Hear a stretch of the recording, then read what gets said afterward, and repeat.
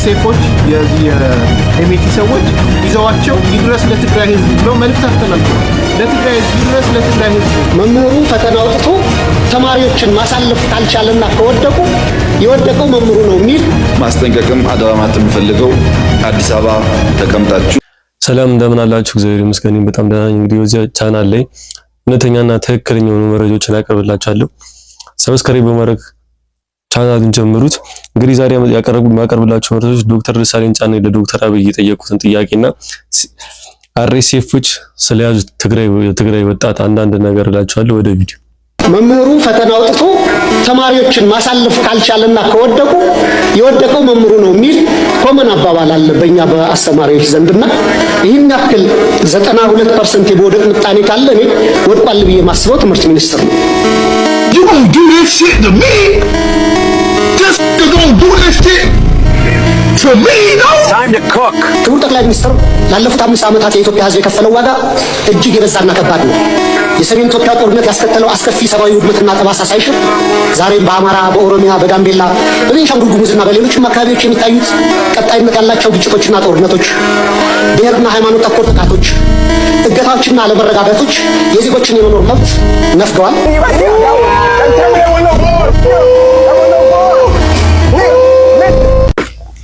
እንግዲህ ቪዲዮ እንደተመለከታችሁት ዶክተር ደሳለኝ ጫኔ ያሉት የኢትዮጵያ ሕዝብ መጠየቅ የሚፈልገውን ጥያቄ ነው በአጠቃላይ የጠየቁልን ማለት ይቻላል።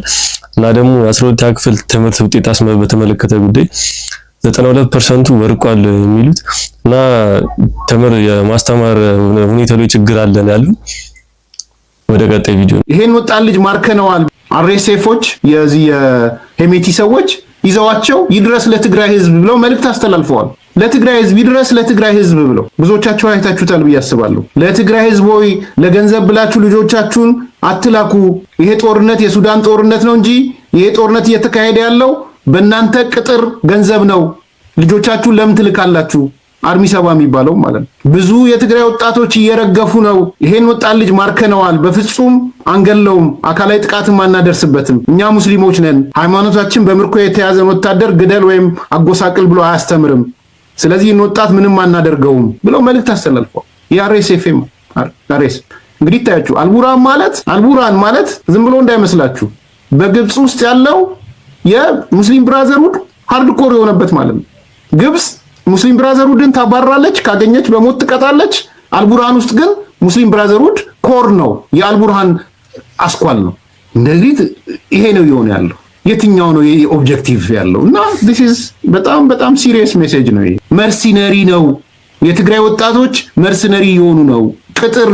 ቅጥር ወታደሮች ሆነዋል። በጣም ነው የሚያሳዝነው። እንግዲህ ቪዲዮ እንደተመለከታችሁት የትግራይ ህዝብ ወጣት ልጆቻችሁን አትላኩ ነው ያሉት እና እዛ ሄደው ለሶማሌ ሀገር እየተዋጉ ነው እያሉ ያለው እና ትልቅ ማፊያ ነው እና ይህን ወጣት ምንም አላደርገውም፣ አካላዊ ጉዳትም አላደርስበትም። በአጠቃላይ የሚመለከተው ሰው መቶ ልጅ ይረከበኝ ነው ያሉት። ወደ ቀጣይ መረጃ ልውሰዳችሁ። ህወሓት ከአሜሪካ መንግስት የመጨረሻ የተባለ ቁርጦ የታወቀለት መልእክት ተላልፎለታል። የአሜሪካ መንግስት በስፖክስ ፐርሰኑ ባስተላለፈው መልእክት መሰረት የአሜሪካ መንግስት ከኢትዮጵያ ህዝብ ጎን በመቆም በተለይም ደግሞ ከትግራይ ህዝብ ጎን በመቆም በህወሓት ላይ ተጠያቂነት እንዲሁም ደግሞ ቁርጠኛ የሆነ የጸጥታ እርምጃን ለመውሰድና ለመደገፍ የሚያስችል ዝግጅት ማጠናቀቁን ገልጿል። ይህ ማለት ህወሓት በትግራይ ክልል እያደረጋቸው ያሉ እንቅስቃሴዎችን ከቪዛ ገደብ በተጨማሪ ሌሎች እርምጃዎችን ሊወስድ እንደሚችል የሚያሳይ ከመሆኑም በላይ ህወሓት ወደ ጦርነት የሚገባ ከሆነ አሜሪካ የክልሉን ጸጥታ ለማስጠበቅና የትግራይ ህዝብን አጋርነት ለመግለጽ በህወሓት ላይ እርምጃዎችን ጭምር ልትወስድ እንደምትችል ነው የተገለጸው። ዩኤስ አፍሪካን ሀብን ጨምሮ የተለያዩ የመረጃ ምንጮችም ይህንኑ አጋርተውታል። እኔም ደግሞ ከታች ይዤላችኋለሁ። ኮፒ ሊንክ አድርጉ ባይ። እንግዲህ ቪዲዮ እንደተመለከታችሁት ለህወሓት የምትሰጠውን ድጋፍ አቁሜያለሁ ያለችው አሜሪካ ይህ ማለት ከዚህ በፊት ድጋፍ ታደርግ ነበር ማለት ነው እና ከዚህ በኋላ ምንም አይነት ድጋፍ አላደርግም ምን ያለችው ከቪዛ ገደብ ውጪ ለትግራይ ህዝብ ተደረባ ያው ህወሓትን ተቃውማለሁ ነገር ነው ያለችው ማለት ነው። ወደ ቀጣዩ መረጃ ልውሰዳችሁ። በአዲስ አበባ ከተማ የጸጥታ አካላት የሚወስዱት እርምጃ በርካቶችን እያስቆጣ ይገኛል። በቪዲዮ ተቀርጾ በማህበራዊ ሚዲያ ላይ የተለቀቀው ማስረጃ እንደሚያሳየው አንድ የህግ አስከባሪ አባል በአንድ ግለሰብ ላይ የፈጸመው ከባድ አካላዊ ጥቃትና እንግልት ፍንትው አድርጎ ያሳያል። ይህ ቪዲዮ በማህበራዊ ሚዲያ ላይ መሰራጨቱን ተከትሎ በርካቶች ቁጣቸውን እየገለጹ ይገኛሉ። እንደምትመለከቱት በግልጽ እንደሚታየው ሰማያዊ የፖሊስ ዩኒፎርም የለበሰ አንድ አባል አንድን ግለሰብ በኃይል እየጎተተና በተደጋጋሚ እየደበደበው በጭቃማ የልማት መንገድ ላይ ሲነዳው ይስተዋላል። ይህ የህግ አስከባሪው ጭካኔና ስልጣንን አላግባብ መጠቀም በርካታ ማህበረሰብ አባላትን በእጅጉ ያስቆጣ ሲሆን ድርጊቱ የዜጎችን ሰብአዊ መብትና ክብር በግልጽ የጣሰ መሆኑን ብዙዎች እየገለጹ ይገኛሉ። እንደዚህ አይነቱን ከህግ ያፈነገጡ ድርጊቶችን እንዴት ትመለከታላችሁ? ገንቢ ሀሳባችሁን ኮመንት ላይ አጋሩኝ። ያው እንግዲህ መረጃ ደግሞ የሚያሳየን አዲስ አበባ ፖሊስ አዲስ አበባ ህዝብ ላይ ምን ግፍ እየሰራ ያለ መረጃ ነው የሚያሳየን። እንግዲህ አዲስ አበባ ልጆች በቃ በአጠቃላይ እየተጨቆኑ ነው በአዲስ አበባ ፖሊስ ማለት ነው። ያው እና በቃ የሆነ የሚመለከተው አካል መፍትሄ ይስጠን ፍትህ እያሉ ነው ማለት ነው። እና የሚመለከተው አካል በዚህ አጋጣሚ መፍትሄ ፍትህ እንፈልጋለን ለማለት ነው። ወደ ቀጣዩ ቪዲዮ ነው ሰላም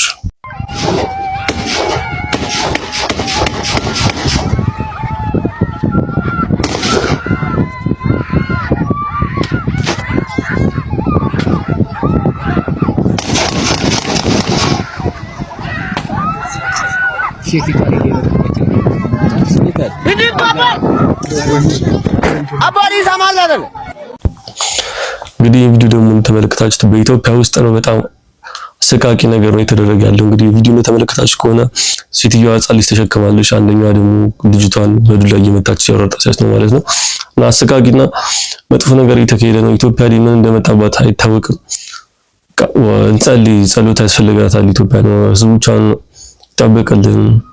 በዚሁ አጋጣሚ ማስጠንቀቅም አደራ ማለት የምፈልገው አዲስ አበባ ተቀምጣችሁ ጫት እየቃማችሁ በሌላችሁበት ቦታ በሶሻል ሚዲያ የምታራግቡ ሰዎች ጥንቃቄ አድርጉ። እዚህ ሆኖ ባላጣራ ጉዳይ የሚያራግብ ሰውንና እዛ የሚጋጨውን ሰው ለይተን አናይም። የምታውቀውን ያየኸውን የመንግስትም ጥፋት ከሆነ ግለጥ፣ ችግር የለውም። የማታውቀውን ያልነበርክበትን ቦታ እስላም ነው፣ ክርስቲያን ነው፣ አማራ ነው፣ ኦሮሞ ነው እያልክ የግሩፕ ጨዋታ መጫወት ግን አስፈላጊ አይደለም። በጥቅሉ ስለሚጎዳን ጥንቃቄ ብታረጉ ጥሩ ነው። አጋጣሚ ሆኖ ስለተመረጠን ማለት ነው።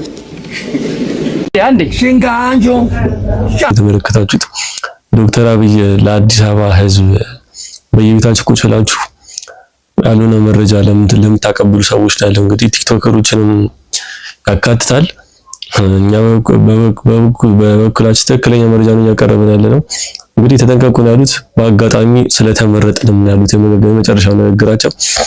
እንግዲህ ዛሬ ያቀረብኩላችሁ ቪዲዮዎች ይህን ይመስል ነበር። ከዚህ በኋላ ወደ አዲስና ወቅታዊ መረጃዎች እገኝላችኋለሁ። አካውንቱን ሰብስክራይብ፣ ላይክ፣ ሼር በማድረግ ቤተሰብ ይሁኑ። ቸር ቆዩልኝ።